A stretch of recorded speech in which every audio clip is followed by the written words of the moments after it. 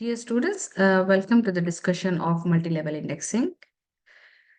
In this indexing class, we are going to discuss about multi-level indexes. What are they? How to create them? How dynamically multiple level indexes are created using search trees, binary trees, and what are the disadvantages of a binary tree, and why we use a B tree for insertion and deletion, B plus trees, like an over advancements or on the B trees. We will see their insertions and deletions, and we will see how to create indexes on multiple keys. Now, without further ado, let us understand how does a multiple level indexing looks like. Now, in the earlier session, we have discussed that when we have a huge data file consisting of thousands of records, so it becomes difficult for us to search for a specific record. So we create a first level index on it. When we are talking about a single level index, we have only one level of index. Considering the example of the textbook is a huge fat book which has so many papers and hundreds and thousands of pages inside it. Now, it is difficult for us to locate a page inside a textbook. So what do? We refer to the index on it. Now, let us consider it. Let us look at this example from the database point of view. When we have a database, we talk about the data file. The data file consists of records inside it, and there will be many records inside a data file. A simple data file for a university can have thousands and thousands of records inside it. For example, consider the university, and in this university, we have so many colleges, and each college have thousands of students inside it.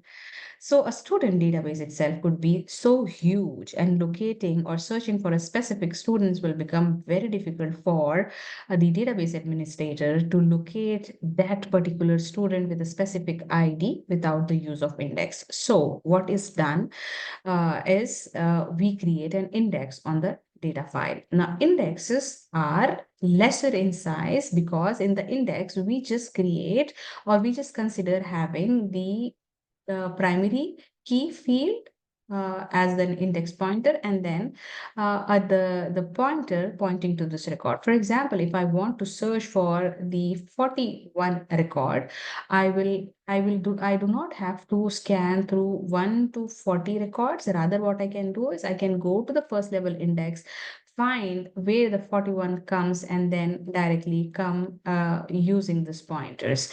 So the index file consists of only the search key field, okay? And there is a pointer linking this search field with a complete record stored inside the data file, and this data file is actually divided into the blocks or distributed among the blocks by considering the BFR, which is the number of records inside each block. This was the concept that we have learned in the first session. Now, consider a situation wherein we have a huge data file and the index on it also becomes huge because it is pointing to a very large database. Now, storing this index into the primary memory while trying to search for a record still becomes questionable because the index on a very big data file will still be bigger. Okay, so what we do is we create another second level index on it. And then we keep on doing this process of creating the indexes over index, and we can have one more index here until we make sure that the top level index gets itself fit into the memory, and using this top level index we navigate through the different levels of indexes, and finally we reach to the data file. Now, this is the basic concept, but in order to understand these words, we have to understand the terminology that we are going to use in the multiple level indexes. Now, the index which is created directly on the data file is going to be termed as first level index. Okay, so this is the base level index which is created on the primary data file.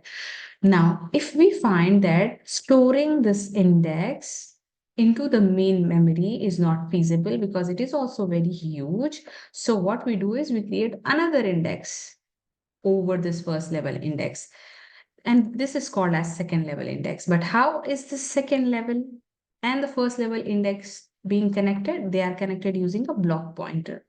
So block pointer is connecting your second level index with the first level index. For example, you see in the first level index, we divided the first level index into blocks of 4 records each, 4 records each, 4 records each, 4 records each, and they are now linked with the second level index using the block pointer. So I will take the first entry of this first level index from the first block as my block pointer and store it inside the second level index as its first entry. Similarly, I will do the same for the second block inside my first level index, and then I will put it inside the second level index as its second entry. Now, if I want to connect or if I want to find the data file record 21, then what will I do? I will see that 21 is falling between my first entry and the second entry.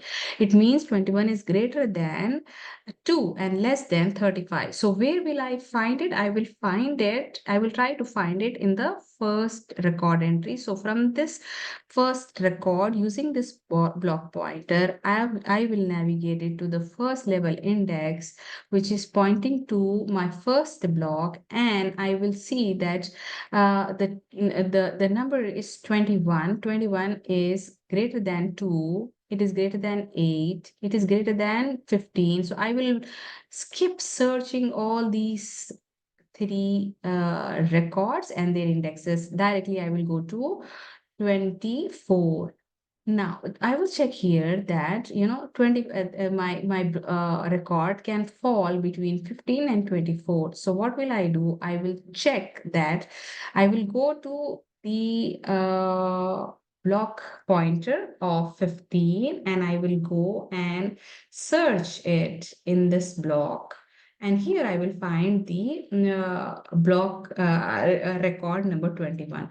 So if you see, we have, in order to reach to this 21st record, I have one block access at the second level plus one block access at the first level, and then I come to this particular the 21st record. So within two block access, I am able to locate 21.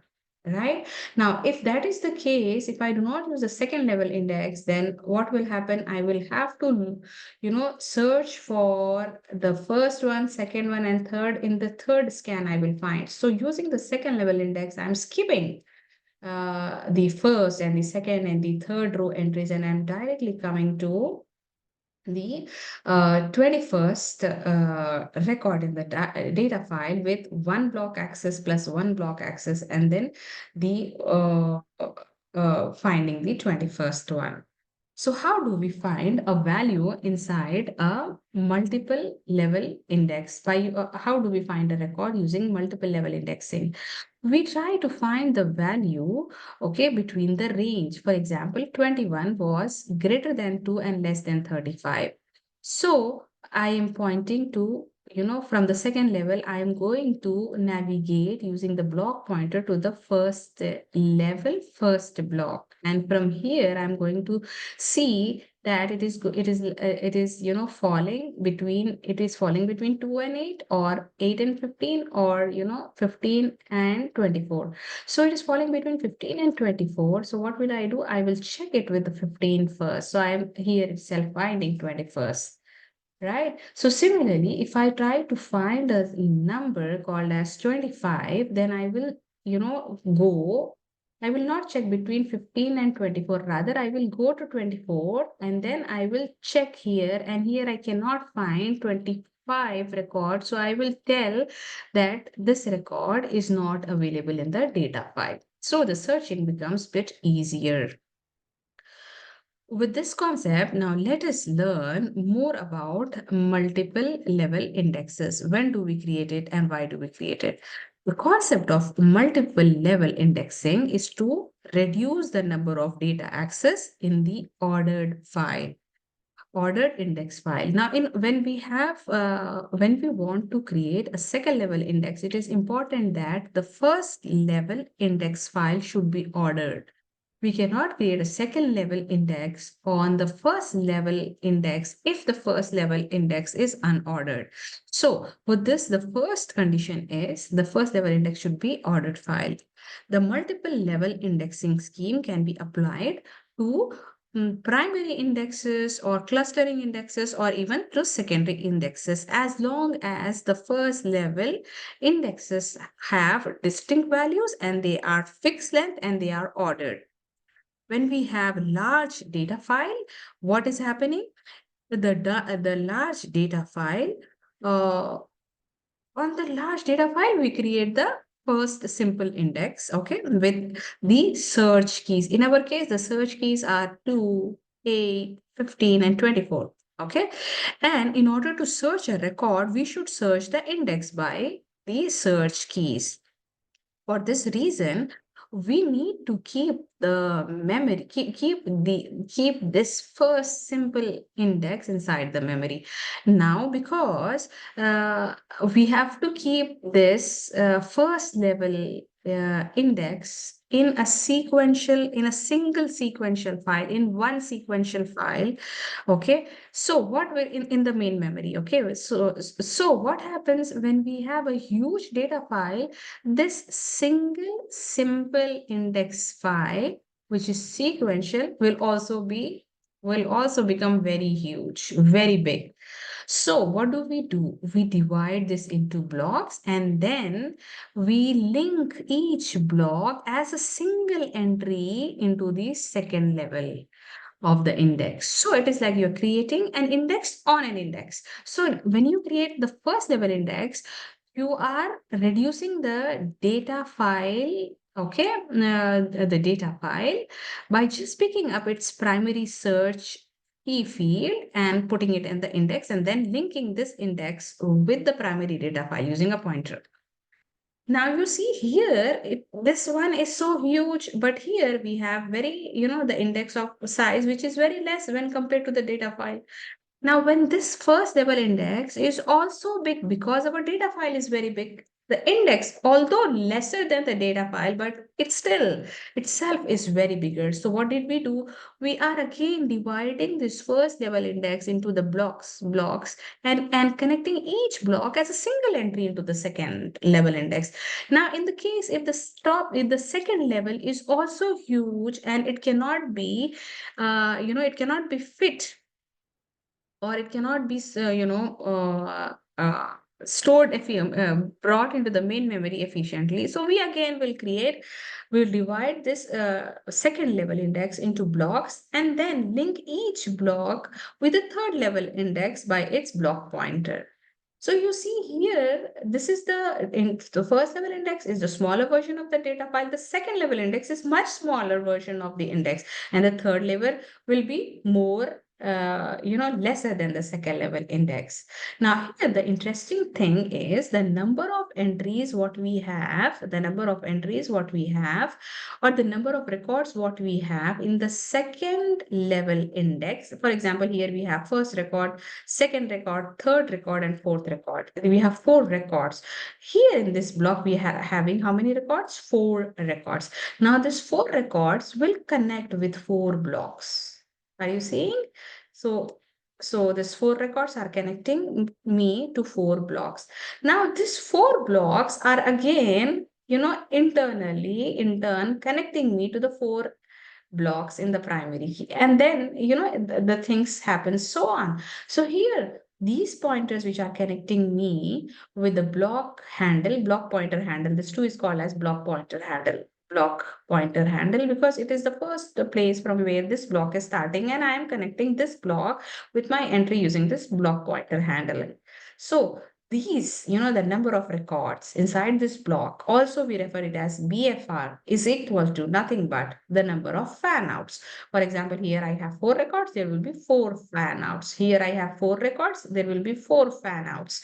Now, fan outs are nothing but my pointers, which are pointing to the block pointer, block point for this is the block starting from here, and my pointer is pointing to this block by using this block pointer handle mechanism. Okay.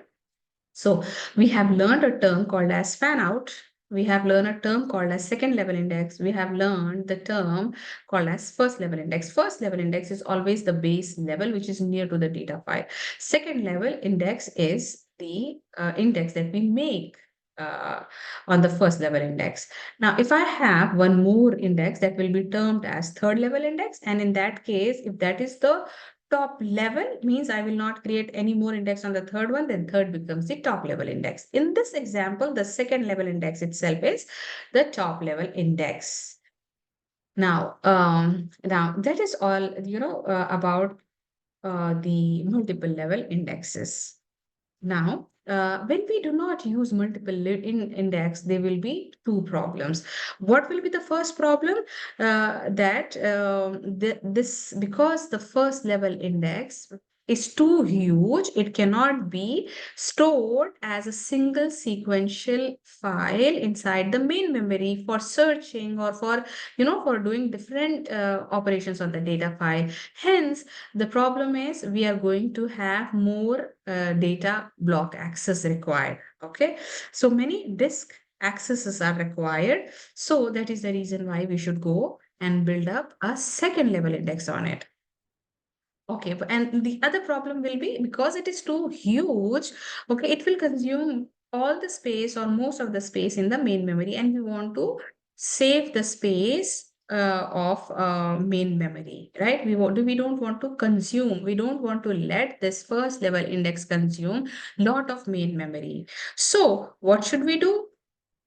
Simple, create an index over the index. Okay,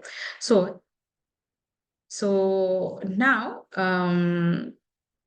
let us look into some formulas. Okay, so okay, okay. Because a single level index is an ordered file, we can create a primary index to an index itself. We discussed this already. In this case, the original index is called the first level index, and the newly created index is called as the second level index. And this process keeps on going. We create an index over an index, which is created on another index. So it's like creating index on index on index and keeping on doing that. The top level index is going to be called as the final index or the top index. We can repeat the process by creating third, fourth, and the top until all the entries of the top level fits into one single disk block. And it is easier for us to get this whole disk block in one access in the form of a single sequential access file. Okay, a multiple level index can be created for any type of first level index. Now, what is the condition for creating the secondary index and third index and fourth index? It can be created on any type of single level index. Let it be the single level index could be primary, secondary, clustered, but the condition is that it has to be ordered. The single level index has to be an ordered file. Okay, as long as the first level index consists of more than one block, this process can be repeated.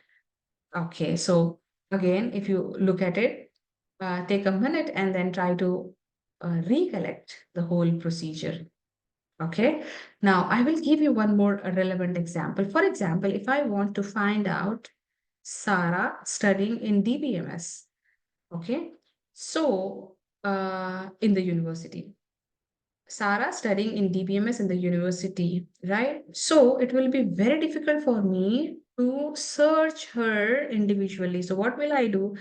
I will have the data file which is holding the information about all the students, and Sarah is somewhere here, for example, with the academic ID as 55. Okay, so what I can do is I can have the first level index for different colleges, for example, computer science college, medical college, okay, and then I can have a management college and pharmacy college.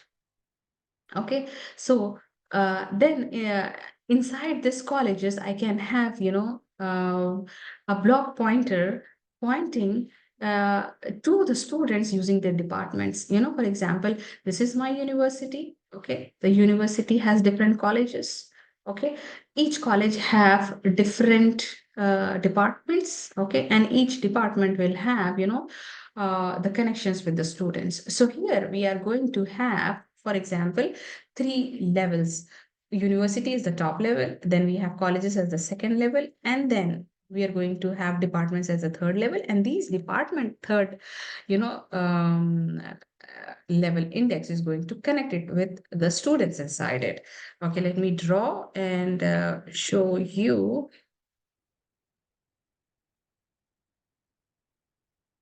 So,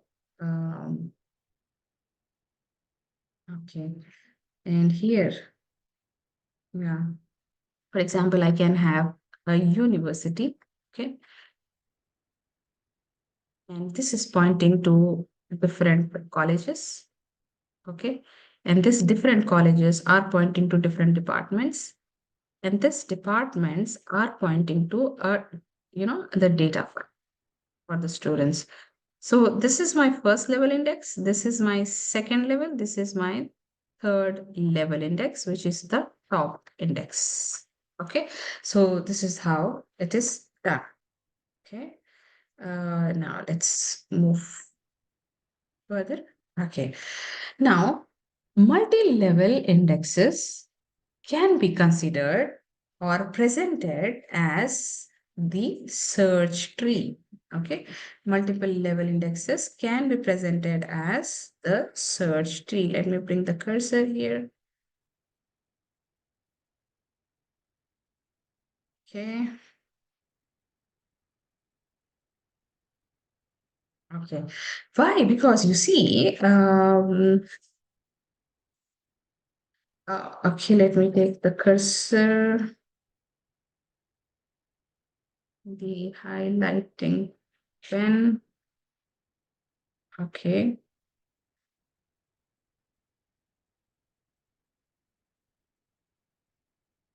1 minute, please. I don't need a pen. Okay, so you see what's happening here? If I just rotate the multi-level index, it can be presented like a tree. For example, we have a node here. We have a node here. Okay, let me take a pen. No, yeah. So we have the tree node, root node, which is having children, first child, second child, third child, and fourth child, and each tree is having more of its children inside it. So let's revise. If we just rotate the tree, okay, if we just rotate the multi-level indexes, invert them, then they are going to be represented in a form of a tree. That's why we say that a multi-level index is a form of a search tree. For example, if I want to find out the record number 5, so I will check this 5 falls in between 2 and 35. So I will not go and search 55 and 85 and after 35, I don't do this searching at all. So all this searching is skipped. I will go to the first record, okay, which is 2, and then I go and search the subtree for this first child. So here, the first one, again, I compare it. That 5 is going to fall between 2 and 8. So I come to the first one, okay, and then I will see and search only the records here. Okay, so I will find the fifth record here. In this way, the search tree is helping me to search only one branch subtree. Okay, so I will skip searching the other child, this child, and another child. So this is how we save our time. Okay, however, because we are insisting that the first level index must be ordered, okay, and the data file has to also be, also to be ordered. Inserting and deleting becomes very difficult. Okay, insertion and deletion becomes a severe problem because, for example, if I want to insert a record number three, how will I insert? I have to insert it here. I have to, I will come to this point, okay, and then I will insert three between two and five, and then you see all these indexes, all these records will go one step forward. So um, all the tree have to be reconstructed. So we face a severe problem with insertion and deletion in the simple search tree. So we need to have some automatic mechanism for insertion and deletion. So whenever a new number is deleted, this tree should be automatically reconstructed. When something is deleted, some record is deleted from here, the entries should be updated here and the entries should propagate to all the levels of indexes. Okay, so for example, if I'm trying to insert three, I will have to insert it here, and then whole things have to be, reordered. So that is the problem in the search tree. That is why we learn about B trees, B plus trees, and binary trees. Okay, now let us learn something more about some more facts about a search tree. There are two constraints that hold in the search tree. Okay, the values inside the node. Okay, what is a node? This is a node. Okay, this is a parent node. This is the child node. These are the leaf nodes. Child nodes at the second level all are also called as internal nodes, and then these are called as leaf nodes. Okay, so each node will have some keys. For example, here we have key number, value with 2, 35, 55, and 85, and they are actually pointing to the records, okay, or block pointers. So each node is going to have a key and a pointer. But now, interesting thing, if you notice here, is the keys are arranged in the ascending order. 2 is less than 35, which is less than 55, which is less than 85. Okay, so the search tree here is like the key 1 is less than key 2 is less than key 3, and so on. Okay, for all the values of x in the subtree pointed by the PI, we have the x values ranging between its smallest and the final value. Now, what do we mean by this? For example, now the values inside the first subtree will fall between 2 and 35. Yes, 2 and 35. The values, the subtree pointed by the 35 will have the records in the range from 35 to 55. Yes, we have records starting from 35 and ending at 51, which is less than 55. Okay, so this is the second constraint. Okay, now let us look into one more example. We have, let us see this one. K1 is less than K2. Key value 1 is less than key value 2. For example, here we have 6 and 9. They are in ascending order. 6 is less than 9, right? And if you have more keys, they will be arranged in the ascending order. Now, for example, let us understand this one with a practical example here. For example, the values between, each node, okay, the values or the subtree which is being directed or connected with a node will have the values in the range greater than 6 and less than 9. So we have, for example, here 6 and 9. So this is the low value, and we have the value. Uh, One second.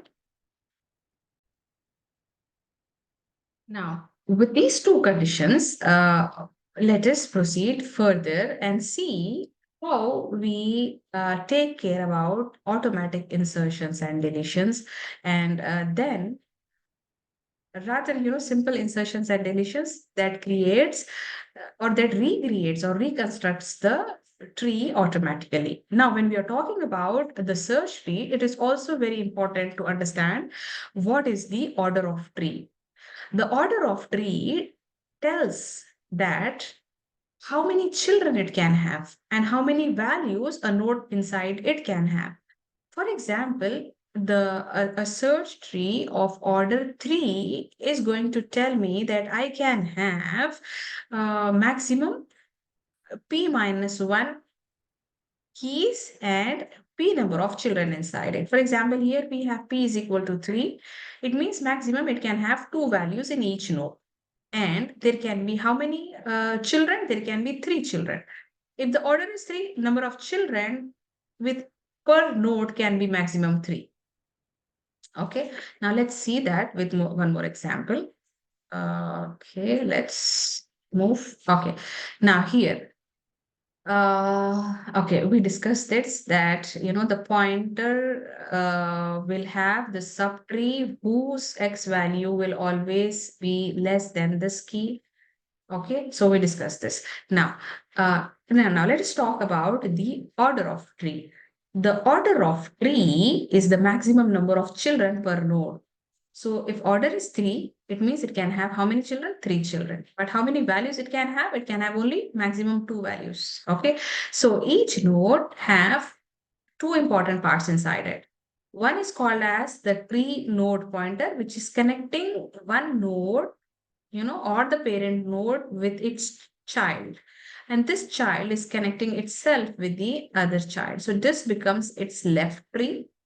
Okay. 5 has a left tree, this one, and then 5 has a right tree, all this one. Okay, so how many children can it have? It can have 3 children. I can have one more tree connected here. Okay, when we are talking about B trees. So order of tree is nothing but the number of children each node can have. Okay, now let us see what is a binary tree. Okay, so I hope you understood that the tree is always drawn upside down, which means that root appears on the top, and then we have the internal nodes, and then we have the final nodes. Okay, now let us see what is a binary tree. A binary tree helps you to arrange the records, okay, in some fashion wherein all the left side children are less than the root and right side children are right side children are greater than the root. For example, we have a root 56. Okay, and then we have 56 have 2 children, 30 less than 56, and right child 70, which is greater than 56. Similarly, you see here the root is greater than 22 and less than 40. Okay, and similarly here you see 22 has left child 11, which is towards his left side. When this becomes parent, it will have a value greater than 11. Okay, and in the right, and value less than 11 in the left. So this is nothing but a binary tree. The binary tree have a height. There is the important thing is that every tree has the height. Okay, so height tells how many levels are there in the tree. Okay, in this particular example, we have first level, second level, and third level. Okay, so there are 3 levels. Okay, now there is a problem with the binary tree. A binary tree can be skewed with this condition.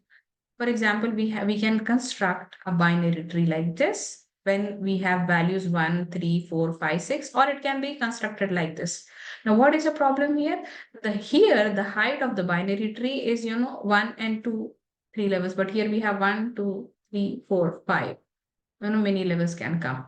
So we can never make sure that 2 binary trees are similar, although their values are same. Their search keys are same.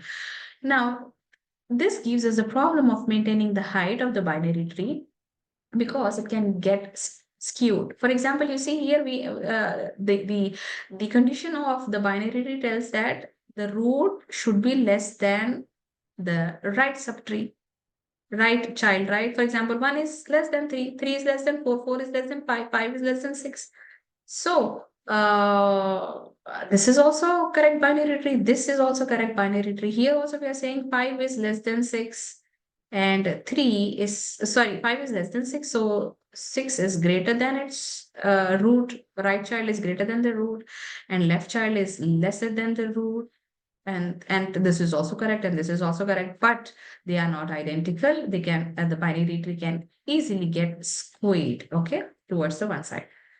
Now, in order to avoid this problem, we, have to use a balanced binary tree. And there comes in the concept of B trees to avoid this problem. A skewed binary tree is a type of a binary tree in which all the nodes have only either one child or no child. Okay, it can have one child or no child. Okay, no child. For example, like this six. Yeah, this is the problem with this skewed binary tree.